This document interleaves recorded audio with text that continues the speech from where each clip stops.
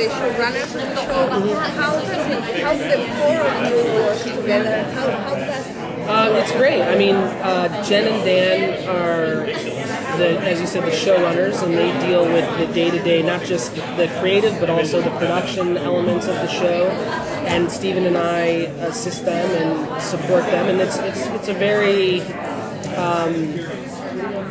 it's a very supportive, very nurturing environment. And we all sort of we call each other the four horsemen of the Alcatraz apocalypse, and we all work together to create, what we hope is a really entertaining show.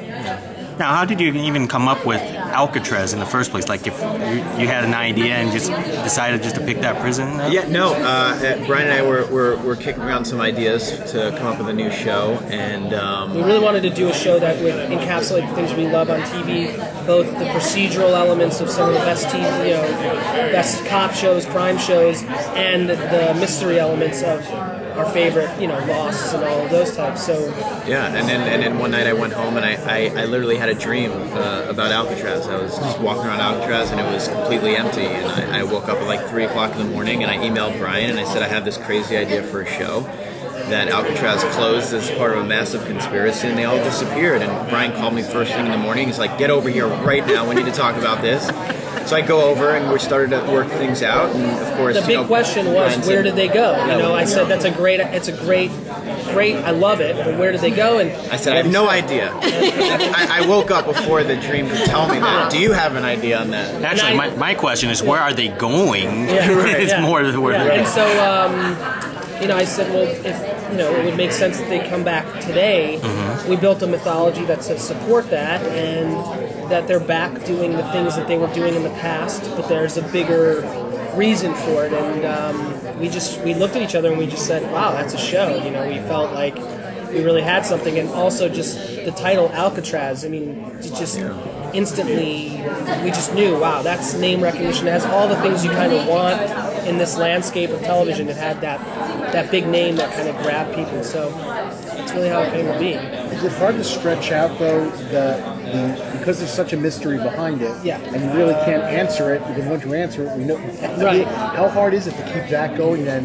Because a lot of other shows are unfolding a mythology gradually. Yeah, well, it's actually not as difficult, because honestly there are so many questions versus the singular question of what happened that are equally as interesting, and so we try to focus on all aspects of not just what, but who and why, and all those questions. And each time you explore something, we learn something new, and that generates so much story. So it really becomes just figuring out, staying on a path and not veering off to try to answer too many things, because I think then you become unfocused. And I think, it's good to have a goal for each season and then hit that. For season 1, our goal was, the story of Rebecca Madsen and her grandfather, and the story of Lucille and Hauser. And those two storylines are sort of, they created the arc, and then everything else kind of comes into it and informs that. And then in the past we were dealing obviously with the warden and what his agenda was. So, and the cool thing about the show is it's sort of like a Russian doll. Once we reveal one thing, you see there's something behind it. So with the with our 13th episode, with our finale, we're going to answer a lot of questions, but we're going to posit new ones.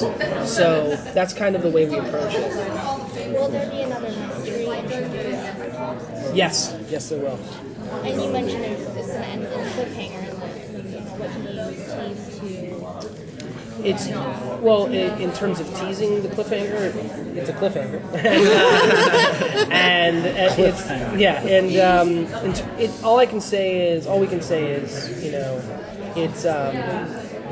it will pose new questions that are greater than any of the questions that have been asked thus far.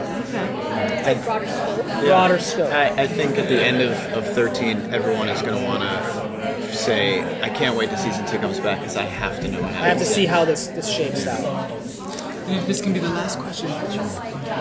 If it doesn't come back, you're going to do a comic book or something? Yeah, no, I don't like to think about if it doesn't come back, but we'll see. The one thing I didn't understand is the prisoners coming back on the present day and they still have the urges. I mean, if I came 50 years in the future, I would be in total time shock of the future. Well, there's always been this assumption by our audience that you're seeing them come back the day they come back, but that's not necessarily the case. So, you know, you're talking about assimilation.